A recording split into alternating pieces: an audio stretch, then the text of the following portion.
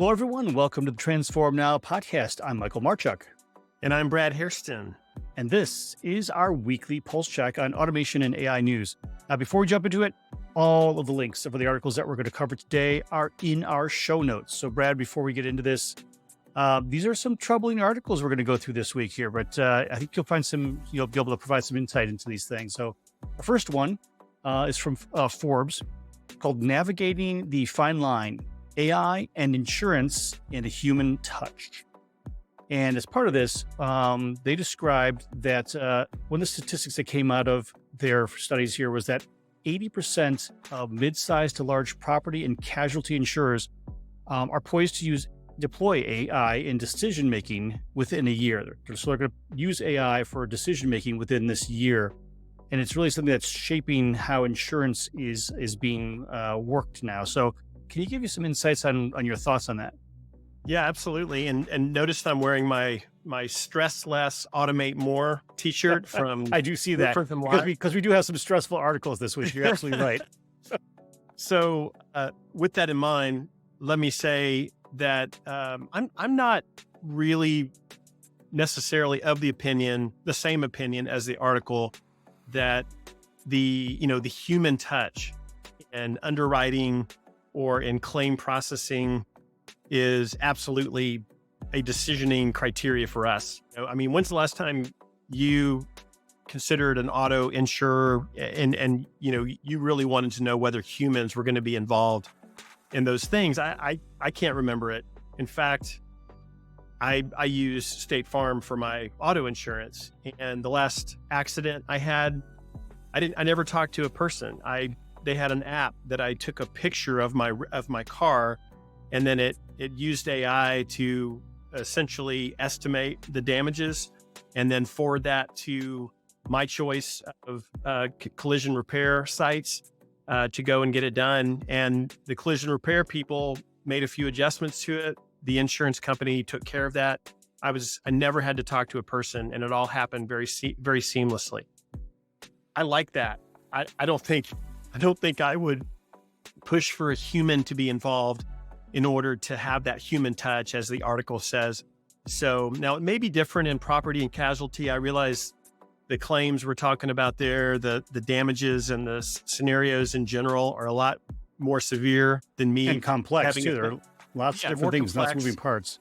Right. But I'm just questioning whether people really care that much about whether a human is involved in those things. I think they want them to be done smoothly, fairly, and and with quality. That makes What do you sense. think about it? I think that some of the my counterpoint to that is I think while AI can support doing a lot of different things, I do believe that there's going to be some scenarios, and maybe many scenarios, where that judgment that people have may or may not be able to be made at this point with AI to be able to do that. The other thing too is I guess I feel like I would prefer to have maybe that final decision made by a human after they reviewed perhaps the suggestions that an AI made, just to make sure that that I am being treated fairly through the process. But would you put up with a week or two delay if that's what it required for a human to look at that decision and weigh in? Or would you rather see it get done within an hour, and then, if there's an issue, if there's some kind of, like, you don't agree with it, or your collision repair service says, hey, your insurance only put up $2,000, it's going to cost $5,000. I can understand wanting a human to be involved in that, but again, I really haven't seen many situations at all in this age we're in, with AI driven insurance estimates and such. I haven't really seen any issues on my side. Doesn't mean they don't exist, but yeah, I think you brought up a good point, which is perhaps on the insurer's side, that process could be done mostly with AI and be handled rapidly. But you made a comment, which I think is true with no matter what we're doing.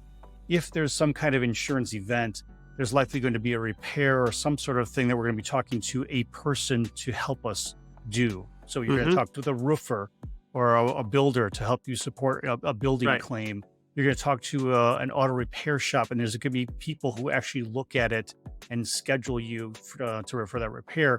So you Hmm. actually are getting people that are involved in the process, maybe just in a different way than perhaps the insurance company would see.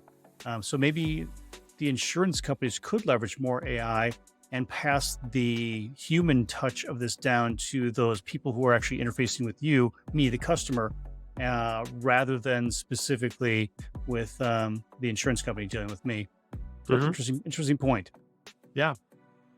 So another interesting point, we talked about 80% of the insurance companies moving that way.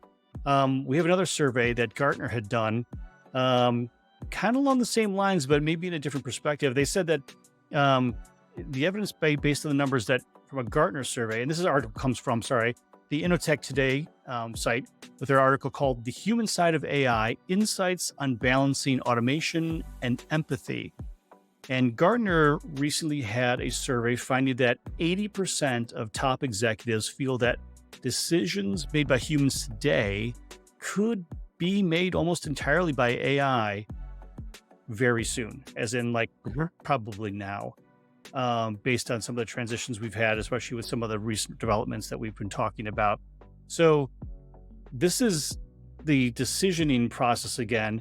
But when it comes to the empathy part of it, what are your thoughts on empathy when it comes to human interactions with humans and AI? First of all, I'm not surprised that the majority of executives feel like AI is headed in that direction. I don't think empathy, though, is one of those things that will fully be automated by AI. I think we can make AI sound very empathetic and sound like it has a lot of emotional intelligence. But I think in many scenarios, the human touch, we talked about this on the last article. I think the human element is critical. It's one of those innately human skills that we just can't fully automate. And I will assert this till my dying day that nothing can replace a human. The example I like to use, I put this in an article I wrote recently. If you have a kindergarten age daughter and she's having a really tough day at school, would you rather her be comforted by a robot or by a human teacher? And that's really what it boils down to. We can make AI sound very sympathetic or empathetic and, connect with us in a way, and movies and stories make it seem like AI can replace humans fully, like a human girlfriend, an AI generated girlfriend or boyfriend. I'm just not buying it. I think the human aspect is critical. And so I definitely think it has to be balanced, empathy with technology. And I think that's something that companies are going to grapple with forever. All right, I got another counterpoint for you. How about this? Okay. So the last time you went and bought a stick of gum at the gas station, did it require empathy? The last time I bought a stick of gum, no empathy required. How about when you were at the grocery store checking out and buying a loaf of bread? Mm-hmm. Probably not. How No. about interactions with the last call center person that you talked with that you were having trouble with your cable bill, for example? Mm-hmm. Mm-hmm. While there was a person at the other end, do you think there was true empathy there, or were they, quote unquote, doing their job by pretending to be empathetic because they hear the same things hundreds of times per day? What are your thoughts on that? I think there is a lack of empathy in a lot of those call centers, and I think that's what makes dealing with call centers such a pain to most people, right? Because they're following scripts. There's really a lot. They've kind of extracted the empathy and the emotion out of those transactions. I'm not saying this about all call centers, but a lot of them. My wife one of her biggest pet peeves of all is when she has to deal with a call center for whatever service or company that she's dealing with, because she kind of knows going into it what it's going to look like or sound like. And she knows it's going to be hard and she's going to have to repeat information, and she knows they're following scripts. So I think that's something, again, that call centers are trying to work on. I think we've seen examples of our customers that are looking to use Gen AI in the call center to add that type of empathetic, angle to customer interactions, whether it's real time or it's through email responses or, talking to a customer online or through a mobile app. So I think it's not true in all situations, but I think in a lot of situations, empathy is essential. And again, I don't think it can be provided 100% by an AI model. As much as I love AI and I love what it's doing, I think there's just some non-computable skills that we humans bring to the equation. And I don't think they're going away anytime soon. I would tend to agree. And again, the article did say 80%, so they weren't suggesting 100%. Right. Certainly, your kindergarten teachers, their jobs are secure from an empathetic as well as a growth perspective. So now we're moving on to probably I would consider maybe the most concerning article for this week from the BBC. An article entitled "UK Watchdog Looking into Microsoft AI Taking Screenshots." So this week, Microsoft announced a feature within their that they're trying to roll out called Recall. And what Recall would do would be to every few seconds take a screenshot of your monitor I guess the idea is to help Copilot be able to help you find information, websites and whatnot from your past work history, because it would have been able to scan all those screenshots over a period of time. Any thoughts about this one? How could Microsoft not think that talking to the media and saying, hey, guess what? We're going to expand Copilot and it's going to have this feature that's going to make it easier and more effective, but it's going to take screenshots momentarily throughout the day. How could they not think that would be like lighting a match and throwing it in the barn?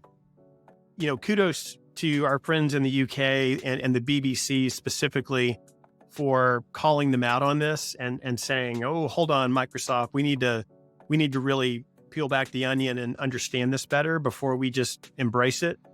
And I think there's going to be similar lashback everywhere around the globe because Copilot is so pervasive. Every company out there that I can think of is using Microsoft, and they're using Copilot as an extension of that since Microsoft has embedded it in their core, Office suite. And I love Copilot. I use it all the time.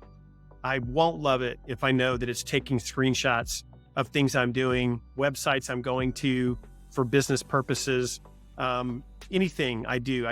To me, that's really, really crossing the line.